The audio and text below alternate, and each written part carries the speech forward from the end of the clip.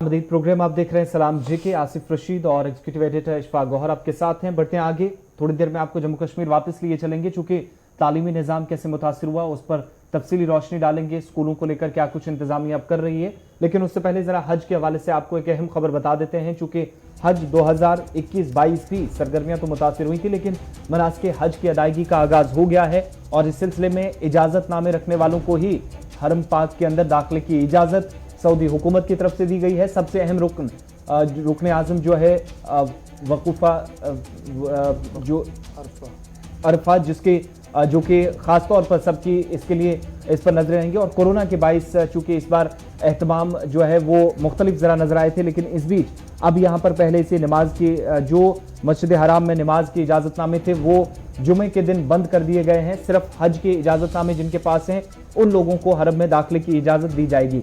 आज़मीन हज जहाँ पर मनासिक हज की अदायगी का आगाज कर रहे हैं, सबसे अहम रुकन आज़म वकूफ अरफा जो कि सोमवार को होगा। और तफसीलात के मुताबिक सऊदी अरब में हज की तैयारियां जहां मुकम्मल कर ली गई हैं ममलिकत की तरफ से, आज़मीन मक्का पहुंच चुके हैं और मशाइर मुक़द्दसा में कोरोना के बायस सैनिटाइजेशन का खास एहतमाम किया जा रहा है। मोबाइल एप्लीकेशन सबसे ज़्यादा इस बार इस्तेमाल हो रही है हज के दौरान। और दूसरी बात कि इस बार रोबोट का सहारा लेकर हरम पाक के अंदर तमाम सरगर्मियां जो अंजाम दी जा रही है ताकि सोशल डिस्टेंसिंग का जो नॉर्म है उसको फॉलो किया जा सके। यानी आज से अगर आप देखेंगे 17 तारीख आज है, तो आज से लगभग मनासिक हज का सिलसिला जो है वो शुरू हो गया है।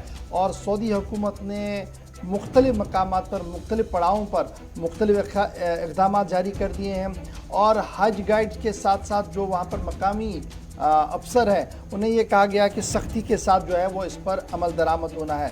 तकरीबन 60,000 के करीब आज के दिन से हज के आखिर तक 60,000 के करीब लोग जो हैं वो हज का फरीज़ा इस बार अंजाम देंगे। और ख़ुसूसी तौर पर 2,500 गाड़ियाँ जो हैं वो लगाई गई हैं हुकूमती सऊदी अरबिया की तरफ से, ख़ुसूसी तौर पर इन ज़ायरीन के लिए, इन हुजाज के लिए जो इस वक्त हज बैतुल्लाह की तैयारियों में लग चुके हैं। और आज से ये सिलसिला जो है वो शुरू हो गया है। इसके साथ साथ मेजर जनरल अल्तवान जो है, जिनकी ज़िम्मेदारी सिक्योरिटी और दीगर मामलात की दी गई है, उनका मानना है कि सूरत हाल पुरअमन है और यहाँ पर मनासिक हज को करने के हवाले से मुकम्मल तैयारियां की गई हैं। अब आसिफ आपको बता रहे थे मस्जिद हराम के हवाले से, तो तवाफ़ के हवाले से भी सर्कल्स को बना दिया गया कि तवाफ़ कितनी दूरी पर कैसे लोग करेंगे, वो हम अक्सर पिछले दिनों टीवी पर भी दिखा चुके थे।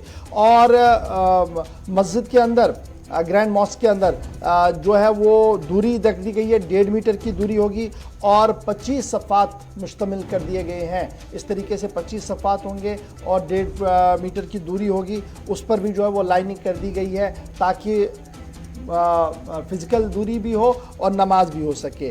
ग्राउंड लेवल पर तकरीबन 15,500 सिक्योरिटी अमला और खादमेन की टीम जो है वो वहाँ पर दस्तयाब रहेगी। और कोशिश की जाएगी कि आज से जो हज का सिलसिला शुरू हुआ है ये मंतकी अंजाम तक पहुँचे। और आज ही के दिन तकरीबन सऊदी हुकूमत ने 10,000 के करीब रियाद के अंदर जो जेल के अंदर थे मुख्तलिफ मुल्कों के अंदर, उन्हें खुसूसी एमनेस्टी देकर हज का बहाना बनाकर उनकी रिहाई के भी अहकाम जारी कर दिया। आसिफ, और 2 फैसले पिछले 24 घंटों के दौरान लिए गए। एक तो ये कि कोविड-19 नॉर्म्स पर सख्ती के साथ अमल दरामद हो, इसके लिए सिक्योरिटी जब सख्त की गई है, 15,000 के करीब जो सिक्योरिटी एहलकार अपने बताए के तैनात कर दिए गए हैं। दूसरी तरफ स्मार्ट कार्ड इस बार या शायर का अजरा करना बहुत ज़रूरी समझा गया था, वो इस बार सभी उन लोगों को दिए गए हैं जो इस बार 60,000 लोग होंगे जो हज करेंगे। इसके साथ साथ जो कि इस बार खुतबा हज होगा उर्दू और अंग्रेजी समेत 10 ज़बानों में पेश करने का फैसला सऊदी हुकूमत की तरफ से लिया गया है। यानी उर्दू ज़बान में भी इस बार जो खुतबा होगा वो नश्र होने जा रहा है। और बड़ी बात यह है कि फैसला ये लिया गया है कि मखसूस बसों के ज़रिए, जो कि 2 दर्जन से ज़्यादा बसें रखी गई हैं, उनके ज़रिए हुजाज कराम को मैदान अरफात की तरफ ले जाया जाएगा। पैदल सफ़र करने की इजाज़त किसी को इस बार नहीं दी गई है। ये तमाम वो फैसले जो कि पिछले 24-48 घंटों के दौरान मजीद लिए गए हैं ताकि इस बार लोगों को नुकसान से भी बचाया जा सके। बढ़ते हैं वापस अपने अगली खबर की ओर जो कि जम्मू कश्मीर से है और तालीम का निज़ाम कैसे मुतासिर हुआ है उस पर ज़रा तफसीली रोशनी डालते हैं और इंतज़ामिया इसके बाद हवाले क्या कुछ दे रही है। कोविड-19 की तालीमी सरगर्मियों पर मनफी असरात मुरतब हुए, ये सबके सामने आया है, लेकिन कश्मीर में इंतज़ामिया के मुताबिक 4,842 मकामात पर कम्युनिटी क्लासेस चली हैं। करीब 1,86,000 तलबा ने तालीम हासिल की कम्युनिटी क्लासेस के जरिए। इसके अलावा ऑनलाइन तालीमी सरगर्मियों का सिलसिला भी जारी रहा और महकमा तालीम के जो आदादोशुमार जो पहले जारी किए गए थे उसके मुताबिक 10 लाख से ज्यादा तलबा को पिछले 1.5 साल के दौरान ऑनलाइन तालीम दी गई। लेकिन इसके बावजूद इसके अलावा जो एक अलग ऑप्शन था कि मुख्तलिफ मकामात पर कम्युनिटी क्लासेस का आगाज किया जाएगा, उस्तातिज़ा वहीं पर पढ़ाएंगे, सोशल डिस्टेंसिंग भी है और उन इलाकों के अंदर जहां पर शायद स्कूल जाना ऐसी सूरत हाल में बच्चों के लिए बेहद मुश्किल था, वहां पर 4000 या 4500 से ज्यादा ऐसे मकामात इंतजामिया ने अपनी रिपोर्ट में जो हवाला दिया है बताया है कि वहां पर कम्युनिटी क्लासेस चलती रही हैं उस वक्त जब स्कूल बंद थे और दीगर तालीमी इदारों को भी बंद करना पड़ा यानी था। कम्युनिटी क्लास ओपन एयर में यानी खुली हवा में क्लासेस को चलाने की जो पहल है इसके मस्बत नताइज देखने को मिले हैं और मुअल्लिजीन का मानना है कि जब आप ओपन क्लासेस लेंगे यानी ओपन एयर में लेंगे तब भी आपको बच्चों के बीच फिजिकल डिस्टेंस को मेंटेन करना होगा। तो अब सूरत हाल जो एदाद शुमार है वो ये है कि महकमा तालीम का मानना है कि 19,000 से ज़्यादा बच्चों ने कम्युनिटी क्लास बांडीपोरा में हिस्सा लिया, 19,395 बच्चे कुपवारा में शामिल हुए, 16,450 कुलगाम के अंदर, 408 बच्चों ने ओपन ईयर क्लास में श्रीनगर के अंदर हिस्सा लिया, 9,530 लोग जो है वो बडगाम के अंदर आए, 8,000 के करीब गांदरबल के अंदर। ये ऑफिशियल फिगर्स से इस बात का और अंदाज़ा लगाया जा सकता है जो ट्रायल रन कम्युनिटी क्लास का करने की कोशिश की गई है उसमें कहीं ना कहीं कामयाबी जो है वो मिली है और अब इसको आगे भी बढ़ाया जा सकता है। सीधे चलेंगे श्रीनगर। सईद इरफान फाजिल हमारे साथ इस खबर पर ज्वाइन किए हैं कि ओपन एयर क्लासेस को एक इनिशिएटिव के तौर पर क्या लिया जा सकता है।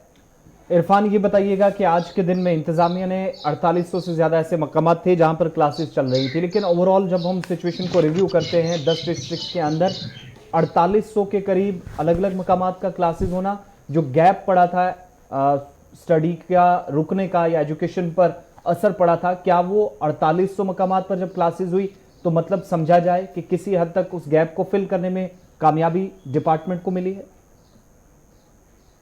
बिल्कुल सही आपने फरमाया कि ये एक अच्छी कामयाबी है और इस कामयाबी के साथ साथ ये भी हम कह सकते हैं कि जबकि हम वादी कश्मीर की मौसम की बात करते हैं तो यहाँ पर उतनी ज्यादा गर्मी या उतना ज्यादा तापमान नहीं रहता है जिस तरीके से ओपन ईयर क्लासेस को लेकर, जिसमें कह सकते हैं कि बच्चे गर्मी के मारे मर जाएं या वो पढ़ नहीं पाएंगे।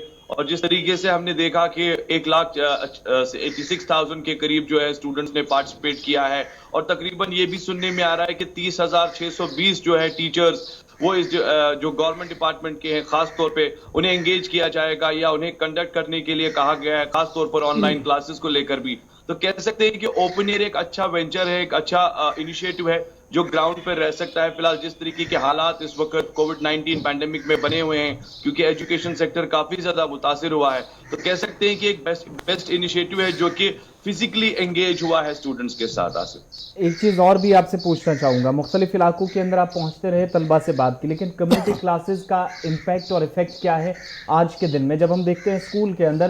क्योंकि महकमा तालीम ने एक सर्वे के दौरान ये भी कहा था कि क्लास में आना और होमवर्क करना दोनों जगह अलग अलग फर्क ये होता है कि आप जो प्रॉपर एक तरीके से तवज्जो स्टडी की तरफ दिलाते हैं बच्चों की वो नहीं हो पाती, लेकिन उस मिशन को भी जारी रख पाना एक बड़ा चैलेंज था। वो पॉसिबल था ऐसे ओपन एयर क्लासेस में कि उसको भी या जो अचीवमेंट थी उसकी तरफ जा सके? बिल्कुल बिल्कुल एब्सोल्युटली जा सकते हैं, क्योंकि एक चैलेंज ही है, क्योंकि कोविड पैंडेमिक में जो भी कोई इस वक्त चीज हो रही है, जो ग्राउंड पर सरकार इनिशिएटिव ले रही है, हम कह सकते हैं चैलेंजिंग है। नो डाउट कि बच्चों को काफी ज्यादा सरफ करना पड़ा है, उनकी पढ़ाई वगैरह लिखाई जो अगर देखा जाए तो पिछले 2 साल से जो जिस तरीके से वो झेल रहे हैं, अब जिस तरीके से सरकार ने जो इनिशिएटिव्स ग्राउंड पर लिए हैं, मगर वहां पर आसिफ एक बात मैं जरूर ऐड करना चाहूंगा। एक स्टूडेंट से मेरी बात हुई थी, उनका मानना है कि जब ऑनलाइन क्लासेस की बात चलती है, कई सारे ऐसे पेरेंट्स हैं जिनके पास ऑनलाइन गैजेट्स नहीं होते हैं, खास तौर पर उनके पास स्मार्टफोन नहीं होता है या उनके पास वो एक्सेस अवेलेबिलिटी नहीं होती है घर पे पढ़ने की। अगर इस वक्त गवर्नमेंट इनिशिएट कर रहा है इन चीजों को लेकर, एक डेटा एक ग्राफ बनना चाहिए खास तौर पे उन स्टूडेंट्स का जो फाइनेंशियली साउंड नहीं है या गवर्नमेंट स्कूल्स में जो बच्चे पढ़ रहे हैं उनके लिए सारी चीजें हो सका तो पॉसिबिलिटी फराहम करनी चाहिए, ताकि ऑनलाइन क्लासेस में उनकी मदद की जा सके। कहीं कहीं रिचार्ज, अगर इंटरनेट रिचार्ज की बात हो, या कहीं कहीं जगह पर अगर उनको गैजेट या फोन प्रोवाइड किया जाए, जिससे कि वो ऑनलाइन क्लासेस को अप्लाई भी कर सकते हैं और पढ़ भी सकते हैं। और आने वाले टाइम में जब तक ये पैंडेमिक डिक्रीज होगा, जब तक आने वाले टाइम में फिजिकली या प्रैक्टिकली स्कूल खुलेंगे, मुझे लगता है कि तब तक उन बच्चों को और पेरेंट्स को जरूर मदद मिलेगी, जिस तरीके से सरकार कोशिश कर रहा है। बहुत बहुत शुक्रिया इरफान फाजिल हमारे साथ रहने के लिए। लेकिन इशफाक, आपसे एक और चीज मैं इसमें जानना चाहूंगा, तालीमी सरगर्मियां जब मुतासिर हो रही हैं तो पिछले दिनों हमने एक रिपोर्ट भी बताई एजुकेशन मिनिस्ट्री की तरफ से, और एफकॉम ने भी बाद में इसका खुलासा किया। चूंकि आज के दिन में स्मार्टफोन्स का कितना इस्तेमाल हो रहा है, 22 से 23% हुआ है, जो खुद सरकार की तरफ से बताया गया, नंबर 1। नंबर 2 कि मुल्क के अंदर कंप्यूटर इस्तेमाल करने वाले इदारे कितने थे, 6 से 7 रियासतें ज्यादा थी जहां पर इस्तेमाल हुआ, उसमें भी जम्मू कश्मीर का नाम नहीं था। ऐसे में जब आपके पास कंप्यूटर्स नहीं है, स्मार्टफोन हर बच्चे के पास नहीं है, या बहुत सारे वालिदैन हैं जो शायद इस काम को अंजाम आसानी से नहीं दे सकते हैं, क्या कम्युनिटी क्लासेस इसका मुतबादिल है? देखिए, कम्युनिटी क्लास आपका एक मुतबादिल ज़रूर है, बजाय ये कि आप क्लासरूम में क्लास लें। इंशाल्लाह वो दिन भी आएगा, लेकिन अभी पेंडेमिक के दौरान किस तरीके से हर पहिया चलता रहे, और सबसे वर्स्ट हिट जो है वो एजुकेशन है जम्मू कश्मीर के अंदर। इसलिए जो आपका सवाल है कि क्या आउटडोर क्लासेस लेकर उस डेफिशिएंसी को पूरा किया जा सकता है, 100% किया जा सकता है। अब आप देखिए क्यों मैं इस बात को मान रहा हूँ। एदाद-ओ-शुमार जो मेरे हाथ में है वो इस बात की गवाही दे रहे हैं कि साउथ कश्मीर के अंदर बच्चों ने बढ़ चढ़ कर हिस्सा लिया है। पुलवामा डिस्ट्रिक्ट के अंदर विटनेस किए गए 20,634 बच्चे, और कितनी लोकेशन थी, 487 लोकेशन डिपार्टमेंट ने बनाई थी। अगर आप 400 में 20,000 बच्चे पढ़ने के लिए आ सकते हैं, 400 लोकेशंस पर 20,000 बच्चे आएंगे, तो आप समझ सकते हैं कि आने वाले दिनों में चेंज कितना हो सकता है, नंबर 1। नंबर 2, तिब के जो माहिरीन है, जो ICMR और दीगर लोग हैं, उनका भी मानना कि जब आप बाहर जाते हैं जी, ओपन एयर में रहते हैं, तो ख़तरा बहुत कम रहता है। क्लोज डोर स्पेस के अंदर खतरा बहुत बढ़ता है, चाहे बच्चा हो या बूढ़ा हो या जवान हो। लेकिन जब आप ओपन स्पेस में जाते हैं, आपको एक फिजिकल डिस्टेंस ऑटोमेटिकली मिल जाती है, या आप किसी भी तरीके से कांटेक्ट में नहीं आते हैं, तो वहाँ पर जब आप इसको इम्प्लीमेंट करेंगे बच्चों पर, तो बच्चों के लिए भी ये बेहतर है कि उस्ताद आएगा, वो पढ़ाएगा, और उसके साथ साथ जो बच्चे होंगे वो फिजिकल डिस्टेंस के साथ बैठेंगे। तो मुझे उम्मीद है कि अगर इस कम्युनिटी क्लास को सही तरीके से लिया गया और सही तरीके से इसकी इम्प्लीमेंटेशन हुई, तो अगस्त आते आते तब्दीलियां आपको एजुकेशन सेक्टर में बहुत ज़्यादा दिखेंगी, क्योंकि पॉजिटिव रिस्पॉन्ड आया है, जिस तरीके की रिपोर्ट हमारे हाथ में है। बिल्कुल, मुख्तलिफ डिस्ट्रिक्ट से आदाद-ओ-शुमारी बता रहे हैं कि बच्चों ने दिलचस्पी जाहिर की है, और दोनों तरफ से काफ़ी मुफीद तालीम भी चलती रहे और सेहत का निज़ाम भी बिगड़े ना, इस पर ख्याल रखा जाए। बढ़ते हैं आगे। बात सरकारी मुलाजमीन की आपके सामने रखी थी, लेकिन अब बात ज़रा उस तहकीकाती एजेंसी की करते हैं जो छापे रिटायर्ड अफसरान के घरों पर या उनके पुराने दफातर जो रहे हैं वहां पर मार रही है। और CBI की तरफ से अब कार्रवाई न सिर्फ जम्मू के अंदर बल्कि कश्मीर के मुख्तलिफ मकामात पर, 1 दर्जन के करीब ऐसे मकामात हैं जहां पर रोशनी घोटाला मामला एक बार फिर सुर्खियों में है। और इस केस के सिलसिले में तहकीकात जब आगे बढ़ी हैं तो CBI ने जम्मू कश्मीर में 9 मकामात पर तलाशी ली है, और इन 9 मकामात में साबिक IAS अफसर, सूबाई कमिश्नर जो उस वक्त के थे, उनके समेत मुख्तलिफ दफातर के अंदर या जो अहाते थे वहां पर कार्रवाई अंजाम दी गई है। और ये कार्रवाई कब हो रही है? जब मामला अदालत के सामने था। अदालती अहकामात के बाद CBI हरकत में आई है, मजीद कार्रवाई आगे बढ़ी है, और मुख्तलिफ मकामात पर साबिक IAS ऑफिसर, साबिक जो जम्मू कश्मीर की सियासत का हिस्सा रहे ऐसे कुछ लोग थे, और दीगर कई सरकारी अफसरान के नाम भी आए जिनने जम्मू कश्मीर के अंदर इस घोटाले में डायरेक्टली जिनका हाथ रहा, जो तहकीकात अभी तक हुई हैं। और इस सिलसिले में 9 मुख्तलिफ मकामात पर तलाशी CBI की टीम ने ली है। खबरसां इदारों के मुताबिक 9 मकामात पर छापामारी हुई, जिस दौरान FDR, कैश, बैंक लॉकरों की चाबियां और दीगर चीज़ें बरामद की गई है। और ये जो रेड पड़ी है, इनमें 3 साबिका IAS अफसर हैं, पॉलिटिशियन हैं, और इन सब का नेक्सस बताया जा रहा है कि रोशनी स्कीम के साथ है। और ये जो जिन लोगों के घरों पर छापामारी पड़ी है, उनमें शेख मोहम्मद इकबाल, बशीर अहमद डार, दोनों साबिका डिविजनल कमिश्नर बराए कश्मीर रह चुके हैं। Sheikh Ejaz Iqbal former deputy commissioner Srinagar, और उसके साथ साथ 3 रिटायर अफसर जो असिस्टेंट कमिश्नर नजूल हैं, मुश्ताक अहमद मलिक, तहसीलदार मोहम्मद अकरम और एक मकामी नौजवान सज्जाद परवेज़, जिनका ताल्लुक़ श्रीनगर से बताया जा रहा है, इनके घरों पर छापामारी हुई और कई काबिल एतराज़ात दस्तावेज़ात भी मिले हैं।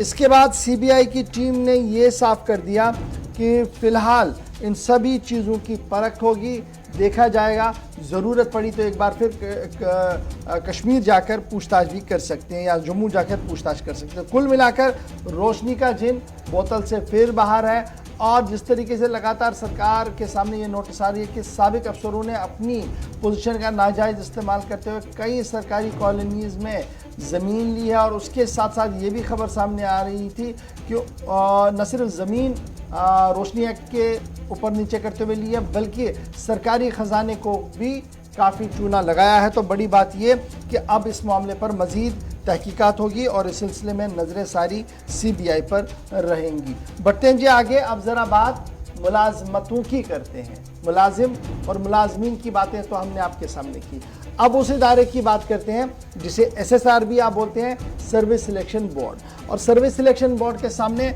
हज़ारों पोस्टें हैं जिन्हें उन्होंने इंटरव्यू किया, लेकिन आज तक भी किसी की आज तक जो फास्ट ट्रैक बुनियादों पर नौकरियां मिलनी चाहिए थी वो मिली नहीं है। और रिक्रूटमेंट के हवाले से एक बार फिर सूबाई इंतज़ामिया और मरकज़ी इंतज़ामिया के बीच सलाह मशवरे के बाद ये साफ कर दिया गया कि जितनी भी मरकज़ी एजेंसियां हैं या मरकज़ी दफ्तर है उनकी नौकरियों के हवाले से जो SSRB काम करता था, जिसके तहत SROs बनाए गए थे, डिसेंट्रलाइजेशन और दीगर कानून के हवाले से, उसमें लैब से काम लिया जा रहा है। उसमें टाइम फ्रेम करने की बात कही गई है, टाइम फिक्स करने की बात कही गई है कि जिस दिन आपने इंटरव्यू लिया कितने दिनों में आप ऑर्डर जारी करेंगे सिलेक्शन लिस्ट का। उसके बाद अगर वेटिंग लिस्ट है तो उस वेटिंग लिस्ट को भी कब तक आप वैलिड मानेंगे और कब नहीं मानेंगे, इस हवाले से डिटेल बात जो है वो की गई है। और माना जा रहा है कि अब इस लगाम कसने के बाद कहीं ना कहीं रिक्रूटमेंट पॉलिसी जो है वो कहीं ना कहीं बेहतर हो सकती है और जो नॉर्म्स कहीं ना कहीं हद को नरम करना पड़ता है कुछ स्पेशल केसेस के अंदर, तो उसमें भी सरकार ने महकमे को कहा है, SSRB को कहा है कि वो बुनियादी सतह पर जाकर सूरत हाल को देखे और जहाँ जहाँ पर ज़रूरत है वो रिलैक्सेशन भी टाइम पर ही दी जाएगी। लेकिन टाइम बाउंड अब रहना होगा SSRB को, पब्लिक सर्विस कमीशन को और उन सभी इदारों को जो सरकारी मुलाजमतें फराहम कर रहे हैं। चलिए बढ़ते हैं आगे। बात स्कूल्स के हवाले से हो रही थी, तो अब आपको इंतजामिया का एक और फैसला बताते हैं तालीमी इदारों को लेकर। और निजी हो या सरकारी तालीमी इदारे हों जिनकी तामीरात इस वक्त जम्मू कश्मीर के मुख्तलिफ हिस्सों में हो रही हैं, इसे लेकर इंतजामिया की तरफ से अब एक और कदम उठाया गया है। कहाँ पर ये स्कूल्स बन रहे हैं, किस ज़मीन पर बन रहे हैं, ये जानकारी लेने के लिए इंतजामिया की तरफ से एक और हुक्मनामा जारी किया गया है। और मुख्तलिफ अजला के अंदर, चाहे वो सरकारी स्कूल हो या गवर्नमेंट स्कूल या प्राइवेट स्कूल्स हों, उनके जो इस वक्त तफसीलात हैं वो महकमे की तरफ से, सरकार की तरफ से मांगी गई है, मुतलका महकमे से। और इस सर्वे का मकसद ये बताया गया है कि रेंटेड ज़मीन है या सरकारी ज़मीन है जहां पर इन स्कूलों की जो इमारतें बननी है, तामीरात हो रही हैं, इसे लेकर जानकारी सरकार के सामने रखने को कहा गया है। देखिए, इस खबर के अंदर दो पहलू है। एक ये कि सरकारी ज़मीनों पर नाजायज़ कब्जा करके इमलाक को खड़ा कर दिया गया, कहीं पर सरकारी ज़मीन थी तो स्कूल खड़ा कर दिया गया और सरकार को नुकसान वहाँ पर हुआ है। अब जो ये सर्वे होगा, ये सर्वे करवाया है जी डिपार्टमेंट ऑफ स्कूल एजुकेशन ने। और डिपार्टमेंट ऑफ स्कूल एजुकेशन की जो प्रिंसिपल सेक्रेटरी है BK सिंह साहब, उन्होंने एक तफसीली बात सामने रखते हुए कहा कि दो तरह की फ़ायदे होंगे जी इस सर्वे से। एक कि कितने स्कूल किस वेसिनिटी में कहाँ पर है, और दूसरा एनक्रोचमेंट ऑफ गवर्नमेंट लैंड किसने कितना किया है, और फिर अकॉर्डिंगली इस पर कार्रवाई होगी। आप आज लिख के रख लीजिए, चाहे वो इस बात में हो न हो, लेकिन इसके बाद कार्रवाई होनी है बड़े स्कूलों पर। अब खबर ये कि प्राइवेट स्कूलों की डिटेल्स तलब की जा रही हैं कि उनके पास ज़मीन कितनी है, वो मालिकाना ज़मीन है, वो कब्ज़े वाली ज़मीन है, वो काश्तकारी वाली ज़मीन है, और ये फ़हरिस्तें जो है वो सरकार के पास जाएंगी। इसके बाद जो शिकंजा कसा जाएगा वो ये होगा कि बताइए आपने सरकारी ज़मीन को किस तरीके से अपने साथ लिया है, ऑर्डर्स दिखाने पड़ेंगे और ये प्रोसेस जो है वो शुरू हो जाएगा। तो फिलहाल अब जहाँ रोशनी एक्ट और दीगर एक्टों को लेकर बड़े अफसरों से तो बातचीत हो ही रही है, लेकिन अब स्कूलों को भी नहीं बख्शा गया और स्कूलों की डिटेल्स भी अब सरकार के सामने रहेंगी। और जहाँ जहाँ पर भी इस तरीके की शिकायत मिलेगी कि स्कूल गैर कानूनी तौर पर तामीर किया गया है तो स्कूल मालिकान और इंतजामिया के खिलाफ कार्रवाई भी हो सकती है। इस तरीके की इतलात सिविल सेक्रेटरीट श्रीनगर से बरामद हो रही है। चलिए, इससे पहले जो यूएई जाने वाले हैं उनके लिए खबर थोड़ी देर में आपके सामने रखेंगे कि अगर आप हिंदुस्तान और पाकिस्तान से जाना चाहें तो आपके लिए क्या जानकारी दी गई है बैनुल-अक़वामी परवाजों के हवाले से। लेकिन उससे पहले आपको जम्मू की बात भी बताते हैं। सयाहत को फरोग देने के लिए जहां पर श्रीनगर के अंदर 2 दिन पहले हमने आपको बताया कि एक बस का आगाज किया गया, बोट बस, जिसकी शुरुआत शायद बढ़ते ट्रैफिक जाम से निजात दिलाने के लिए एक मुतबादिल के तौर पर भी काम कर सकता है ये श्रीनगर के अंदर। लेकिन जम्मू को भी श्रीनगर या पहलगाम जैसा बनाने के लिए लेफ्टिनेंट गवर्नर की तरफ से बात कही गई है। और तस्वीरें जम्मू के उस मकाम की जो 3 मनादिर को जोड़ेगा, ये वो इलाका है जहां पर सयाहत को फरोग देने के लिए साल 2018 में रोपवे का पहला मरहला मुकम्मल किया गया था। उसके बाद पीरखो से मोहमाया मंदिर तक जाने के लिए रास्ता आसान बनाया गया था इस रोपवे के जरिए या गंडोला का इस्तेमाल करके। अब इंतजामिया की तरफ से लेफ्टिनेंट गवर्नर खुद कल इस मकाम पर पहुंचे और पीरखो टू मोहमाया जाने वाला एक और जो ये ट्रैक था या फिर हवाई सफर एक तरह से कह लीजिए, इस रोपवे का आगाज कर दिया गया है। और अवाम के नाम इसको वक्फ करने के बाद ये कहा गया कि पहलगाम या फिर इसके साथ गुलमर्ग की तरह जगह यहां पर बनाने की तैयारी है और आर्टिफिशियल लेक जल्द बनाने का भी लेफ्टिनेंट गवर्नर की तरफ से जम्मू के अवाम को यकीन दिलाया गया। लेकिन इस मंसूबे से क्या होगा? 3 अहम मकामात हैं, पीरखो, मोहमाया और बहु फोर्ट के मंदिर जो हैं, इन तीनों को मिलाने में इंतजामिया इस रास्ते के जरिए कामयाब हुई है और रोजगार के मौके पैदा होंगे, ये तो साफ है। चूंकि मकामी लोगों की एक बहुत बड़ी आबादी है जो डायरेक्टली यहाँ के काम से जुड़ी हुई है, सयाहती एतबार से काफी अहम इन लोगों के लिए ये प्रोजेक्ट था जिसको अब हरी झंडी दिखा दी गई है। इस प्रोजेक्ट के बनने के बाद ये दूसरा मरहला था जहां ये मुकम्मल होने के बाद पीरखो से मोहमाया जाने वाले जो लोग थे, यानी शहर से आप इस मंदिर की तरफ जाएंगे या इस सयाहती मकाम का रुख करेंगे तो आसानी और भी होगी। बहु फोर्ट के रास्ते पर भी जाने, ट्रैफिक जाम के बीच जहां फंसते थे तो वहां पर यह मुतबादिल रहा जिसको अब शुरू कर दिया गया है। लेफ्टिनेंट गवर्नर की फटाफट से आपको बयान सुनाते हैं इस प्रोजेक्ट के हवाले से और उसके बाद बात पीओजे के रेफ्यूजीज की भी करेंगे। संस्कृति आपको इसमें दिखाई पड़ेगी कि लंबे समय से जो काम पूरे नहीं हो रहे थे वो अब पूरे होने लगे और उसी में का एक काम ये भी है जो बहुत दिनों से प्रतीक्षित था जम्मू के लोगों के लिए। जम्मू क्षेत्र में बढ़े इसके लिए एक ठोस योजना भी हम लोगों ने बनाई है जिसका परिणाम आगे दिखाई हो रहे थे वो अब पूरे होने लगे और उसी में का एक काम ये भी है जो बहुत दिनों से प्रतीक्षित था जम्मू के लोगों के लिए। जम्मू वासियों का एक सपना था कि भाई गुलमर्ग की तर्ज पर जम्मू में भी एक केबल कार हो जिसका आनंद जो है वो यात्री, पर्यटक और दूर दूर से आने वाले लोग ले सकें। तो आज वो सपना जो है वो पूरा हो रहा है। आज आपने देखा कि एलजी चलिए, लेफ्टिनेंट गवर्नर ने वो मंसूबा जम्मू के अवाम के नाम वक्फ कर दिया है जिसका बरसों से इंतजार था। 2018 में शुरुआत हुई थी, ये दूसरा मरहला था। पहला फेज ऑलरेडी चल रहा था और बीच में कुछ खामियों की वजह से 3 लोगों की जान भी चली गई थी। ट्रायल बेसिस पर जब चलाया गया था, लेकिन अब कामयाबी के साथ ट्रायल दूसरा मुकम्मल हुआ और सेकंड फेज के तहत इस रास्ते को आसान बना दिया गया है, रोपवे का आगाज कर दिया गया है। खबरों के सिलसिले को थोड़ी देर के लिए रोकते हैं, प्रोग्राम में लाइव कॉल्स का सिलसिला शुरू करते हैं। पहले कॉलर हमारे साथ हैं, क्या नाम है, कहां से और अपना मामला बताइएगा। हेलो जी, नाम बताइए, कहां से? मैं सुरेश कुमार शाह जी सर।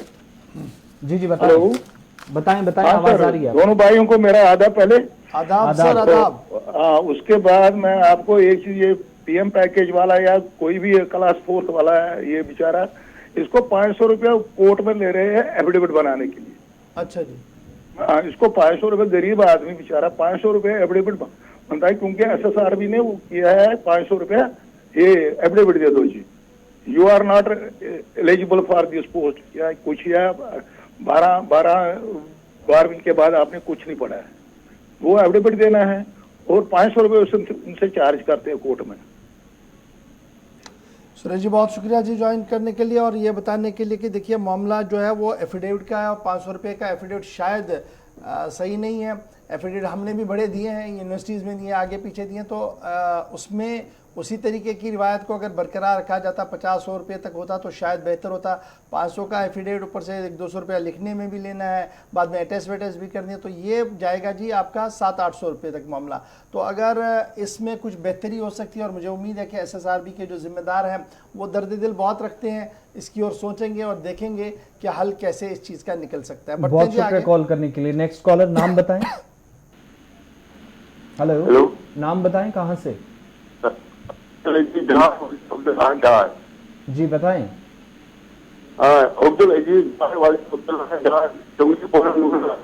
बताएं, आवाज आ रही है? तू आवाज से आवाज आ रही है? आ रही आवाज आ रही? जी जी डॉक्टर साहब, आवाज तू जिमा वनिवास।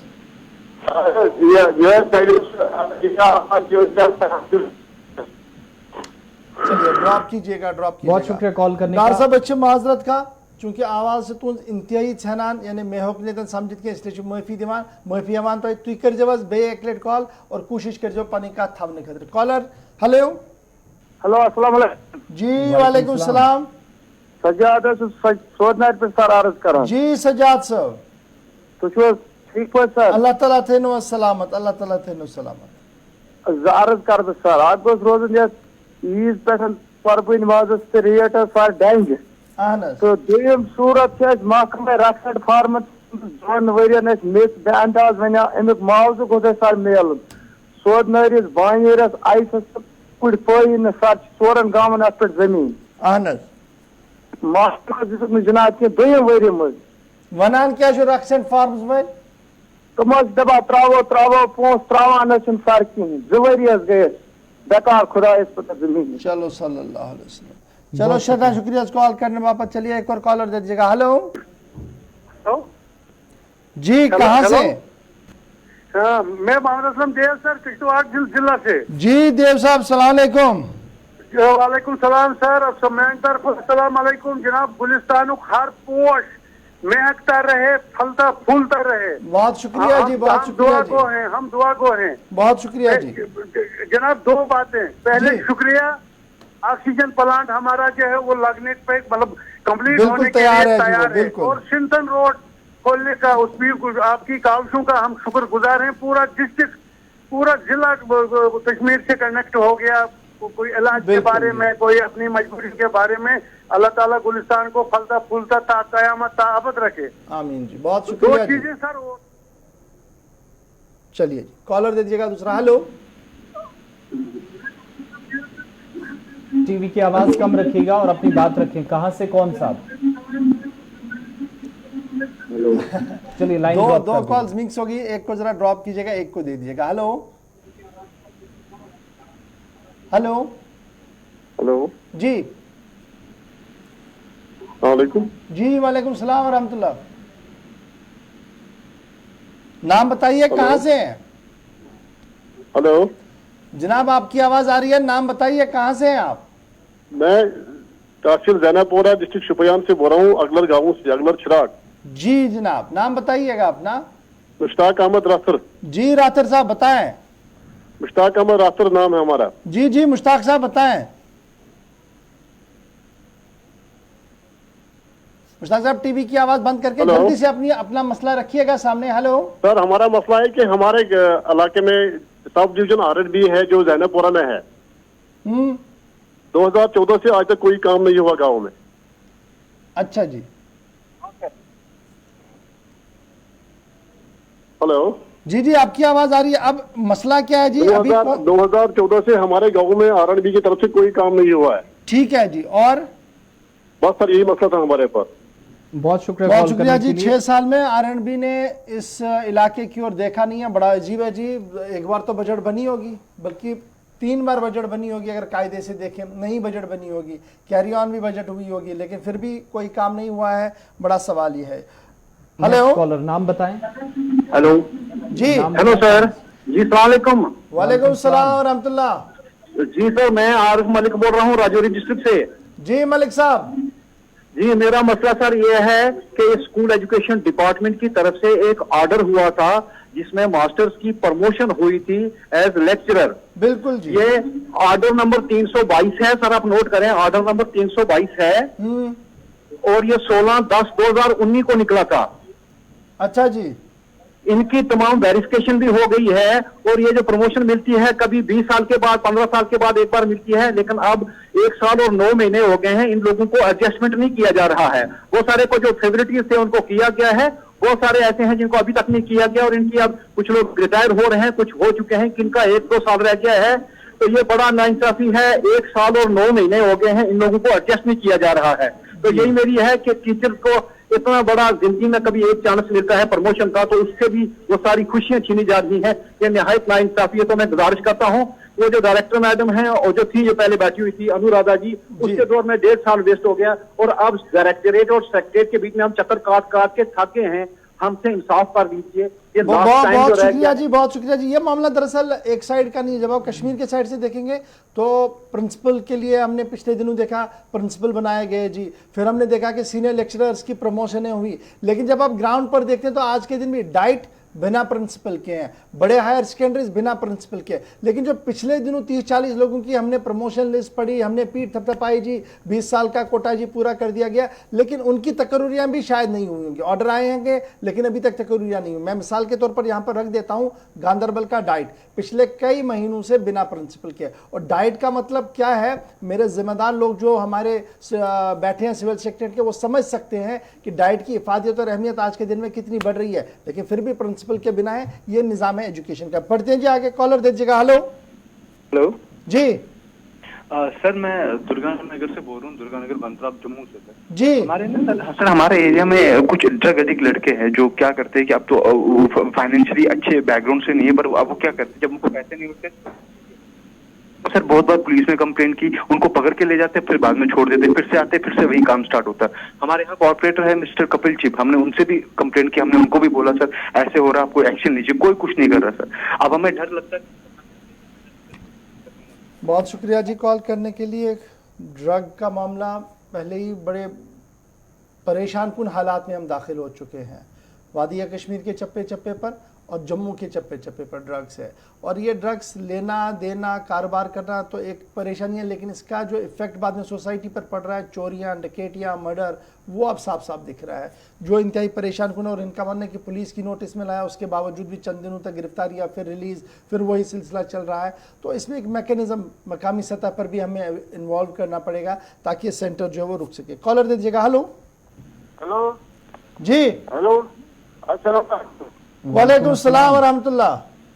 बह अब्दुल अजीज डार वाल अब्दुल डार अहन डार साहब कत पे नूर बाग सूरीपोरा पे अहन वनियो इंदिरा आवास योजना तहत तो आज ब्रो वन मे 4-5 दह करो मे फोन अहन तमिस फहीम सोबस नीचे तक DC FC केस तम वन पगह त्रो किस्त कल त्रो किस्त किस्त वोत वन कहें इंदिरा आवास योजना तहत पत वोनम क्या है वन गई एडिशनल DCS नश कापी। अच्छा जी। आज तक वोत मे कहीं किस्त तुम वो मीन हालात बह गोस खात जरिए मे कहीं दुतमुत यह बोजमुत। चलो इंशाल्लाह क्या ना सुन परवाह मामले में उम्मीद की क्यानत का हाल नहीं रहा। कॉलर दीजिएगा। हेलो हाँ नमस्कार सर। जी नमस्कार। हाँ सर मैं महेश्वर बोल रहा हूँ, वार्ड नंबर 17 सांबा का काउंसलर। जी महेश जी। हाँ सर एक प्रॉब्लम हमें आ रही है कि प्राइम मिनिस्टर आवास योजना का जो स्कीम है हमारे यहाँ जो गरीब लोगों को दी जाती है जी, तो हमारे सांबा में कुछ फैमिलीज ऐसी हैं जो 200 से 300 साल पुरानी जो है ये यहाँ पे बसी हुई हैं, तो उनको कुछ जमीनें जो हैं वो हमारी जो स्वर्ण कम्युनिटी के लोग हैं उन्होंने दान दी हुई थी। अच्छा जी। तो कुछ जो हैं वो सरकारी जमीन पे बसे हुए हैं, उनके घर बने हुए हैं। अच्छा जी। तो आज प्राइम मिनिस्टर आवास योजना में उनके नाम पे कागजात नहीं है जमीन के, तो वो प्रॉब्लम हमें खड़ी हो रही है, तो गरीबों को उसका फायदा नहीं हो रहा है। तो मैं चाहता हूँ आपकी तरफ से भी थोड़ा सा आपने अपने डिपार्टमेंट या कंसर्न या डिप्टी कमिश्नर SDM रेवेन्यू अफसरों से बात नहीं की कि देखिए कोई रास्ता बताइए कानून का? इस सिलसिले में हमने बात की है, DC मैम से भी बात की है, SDM साहब से भी बात की है, तो उसमें वो बोलते हैं कि सरकारी जमीन पे हम नहीं दे सकते, तो लैंड रिकॉर्ड हमें चाहिए। अच्छा जी, चलिए बहुत शुक्रिया जी कॉल करने के लिए। मामला बड़ा अहम है क्योंकि बहुत सारे लोग ऐसे होंगे जम्मू कश्मीर में जिन्हें इस के बाद इस स्कीम का कोई फायदा नहीं मिलेगा। बहुत शुक्रिया call back to back 2 call दीजिएगा। हेलो हेलो, अस्सलाम वालेकुम जी। वालेकुम सलाम व रहमतुल्लाह। सर, फारूक साहब कहानी मादन पे जी फारूक अहमद साहब जनाब, गसान डेंटल हस्पताल तक कर OPG एक्सरे कर तथ 40 रुपये पे गई 2014 तम गई खराब, गई मशीन गई खराब टिल डेट वनिक तम मशीन ठीक कहें शीरीन बाग डेंटल कॉलेज कि कुसु डेंटल कॉलेज? शीरीन बाग डेंटल कॉलेज। ठीक है, तुम वन कि एक्सरे मशीन खराब पतनस गई सो ठीक हाँ वनिक तम तम दपान OPG तथ प्राइवेट 60 रुपये अत 40 रुपये मगर वनिक तम संसन ठीक मत मशीन वन ठीक कर प्राइवेट प्राइवेट करान प्राइवेट तथ 60 रुपये तम बस 2014 सैलाब सर गई खराब वनिक तम आय तम ठीक। चलो सदा शुक्रिया कॉल करने बाबत। और CMO और जो मुतल्लिका अफसर है डिपार्टमेंट के वो ज़रा सुन लें कि 2014 में अगर मशीन ख़राब हुई, अब तक तो 2-3 बार वो लगनी चाहिए थी, अच्छी मशीन है, और अगर नहीं लगी है तो बराए मेहरबानी इसको देख लीजिएगा क्योंकि आवाम को परेशानियां हो रही हैं। लास्ट कॉल दे दीजिएगा। हेलो हेलो, अस्सलाम वालेकुम जी। वालेकुम सलाम व रहमतुल्लाह। जनाब देवी आमने पे अहन हजू ना वनी मज पन मो नाव जिलानी जनाब ये गसन मतलब सह वंद वन ये पावर आसान दोहस 3 Gantan 2 Gantan power last time करो मत request also regarding the water मतलब टोटली ना चेत ना कह बुजुर्ग 5-7 मकान ऑक्सीजन मशीन पे बिचार इन्फॉर्म तरान they make us took like we live in a stone age at least अत सिस्टम आसुन कर मैसेज या टीवी के जरिए वन कह पगह सा रोज यमे टाइम पे या टाइमस पावर कहें ये सख तकलीफ। अल्लाह ताला थी सेहत। चलो इंशाल्लाह जरूरत चीफ इंजीनियर साहब ने नोट से अंदर थी ये मामला आने और पावर किल्लत से इंतहाई ज़्यादा जमिस थी श्रीनगर गस दूर गसिन अल्लाह ताला बुझन गसिन दूर क्योंकि वन रेत कोल वन गसिन ज़्यादा परेशानी गसिन कह लेकिन तम बावजूद तह शिकायत लगातार। चलिए जी, बहुत बहुत शुक्रिया जी आप सभी का हमारे साथ ज्वाइन करने के लिए। बस आज कॉल्स का सिलसिला यहाँ पर रोकते हैं, लेकिन चलते चलते 2 खबरें आपने आसिफ ने बतानी है कि क्या कुछ चल रहा है दुनिया भर के अंदर। बड़ी अहम दोनों बातें हैं, सुन लीजिएगा और उसके बाद हम आपसे लेंगे रुखसत भी क्योंकि वक्त बहुत नज़दीक आ रहा है। बिल्कुल, जम्मू की खबर पहले आपको बताते हैं जहां पर हदबंदी कमीशन जब जम्मू कश्मीर पहुंचा तो काफी ज्यादा उम्मीदें थी। एक बहुत बड़ा तबका था जो कि मुलाकात अलग अलग वफूद में शामिल होकर कर रहा था और उसके साथ साथ जो मगरबी पाकिस्तान से आए लोग थे उनकी भी उम्मीदें काफी ज्यादा हलचल रही कुछ दिनों तक। लेकिन आज कुछ हाथ न लगने के बाद एक बार फिर एहतजाज पर निकले और हदबंदी कमीशन के जम्मू कश्मीर दौरे को महज एक दिखावा करार देकर ये कहा कि सरकार की तरफ से जो उनके वोटिंग राइट्स थे वो आज तक बहाल न करके उनके लिए एक और परेशानी खड़ी कर दी गई है। हदबंदी कमीशन के दौरे के बीच जो उनके साथ किए गए वायदे थे वो पूरे ना होना, वो नाराजगी अपनी जगह, लेकिन सरकार की तरफ से जो इनके लिए राहती पैकेज का ऐलान किया गया था इनकी रिहेबिलिटेशन के लिए, इन लोगों की तालीम या तिब्बी सहूलियात के लिए, वो भी पूरा पैसा न मिलने से नाराजगी का इजहार किया जा रहा है।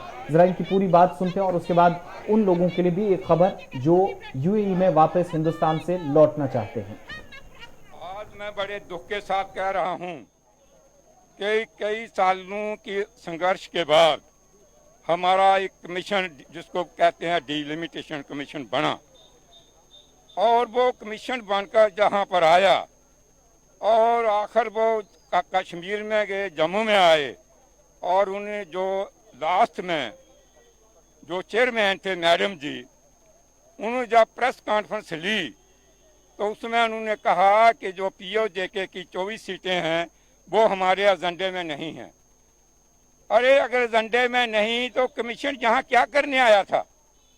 हम पूछते हैं उनसे, जो 24 सीटें मेन POJK की जिनके लिए आज पूरा POJK संघर्ष कर रहा है, लड़ाई कर रहा है और 35, 40, 50 साल से कर रहा है, मैं अपनी दोनों गवर्नमेंट को पूछना चाहता हूं, अगर उनके पास ये एजेंडा नहीं था तो कमीशन को यहाँ कैसे पहुंचाया गया? क्या जरूरत थी कमीशन की आने की?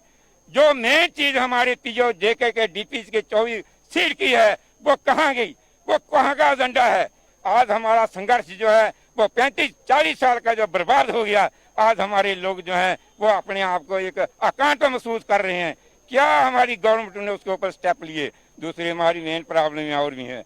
मैं गवर्नमेंट से पूछना चाहता हूँ कि जॉइंट पार्लियामेंट्री कमेटी की रिपोर्ट में 30 लाख रुपया POJ के लिए पर फैमिली मंजूर हुआ है और 5.5 लाख देकर एक टाफी देकर हमारा मुंह बंद कर रहे हो, ये कहाँ होगा? चलिए चलते चलते आपको बताते हैं यूएई के हवाले से खबर, जहां पर बैनुल-अक़वामी परवाजों पर फिलहाल पाबंदी बरकरार है। और बड़ी खबर कि यूएई की तरफ से हुकूमत ने फैसला लिया है। 21 जुलाई का जो फैसला था, 21 जुलाई तक हिंदुस्तान और पाकिस्तान से परवाजें न जाने और न आने का फैसला लिया गया था, उसमें पाबंदी बरकरार रखने का 31 जुलाई तक फैसला लिया गया है। मुत्तहिदा अरब अमारात ने भारत पाकिस्तान को भी उस फहरिस्त में शामिल किया है जहां से फिलहाल बैनुल-अक़वामी परवाजों के जरिए लोग नहीं जा पाएंगे। लेकिन 31 जुलाई तक जो परवाजें बंद रहेंगी, जिन लोगों को जाने की इजाजत होगी, उनमें जो भारत, पाकिस्तान या बांग्लादेश को भी इसमें शामिल किया गया। 31 जुलाई तक जब इसमें इजाफा किया गया है, इत्तेहाद की तरफ से कहा गया है। और बड़ी बात यह है कि जो सफीर हैं या यूएई के शहरी हैं या गोल्डन वीजा होल्डर्स जो हैं, सिर्फ उन्हीं को वापस यूएई जाने की इजाजत होगी, बाकी किसी को भी 31 जुलाई तक फिलहाल इजाजत नहीं होगी। और कोविड की मुमकिन तीसरी लहर के बढ़ते खतरात के बीच हो सकता है कि 31 से आगे भी फिलहाल ये तादाद बढ़े, लेकिन जो वापस वर्कर्स हिंदुस्तान लौटे थे उनके लिए फिलहाल राहत की खबर नहीं है। मजीद 12 से 13 दिन इंतजार आपका लंबा हुआ है। आज के प्रोग्राम को यहीं खत्म करते हैं। खबरों के सिलसिले को रोककर गुलिस्तान न्यूज पर खबरों का सिलसिला दिन भर चलता रहेगा। एग्जीक्यूटिव एडिटर इशफाक गौहर के साथ आसिफ रशीद को इजाजत दीजिए, लेकिन प्रोग्राम को लेकर हमेशा की तरह अपना फीडबैक हम तक जरूर पहुंचाते रहिए। अल्लाह हाफिज। अल्लाह हाफिज।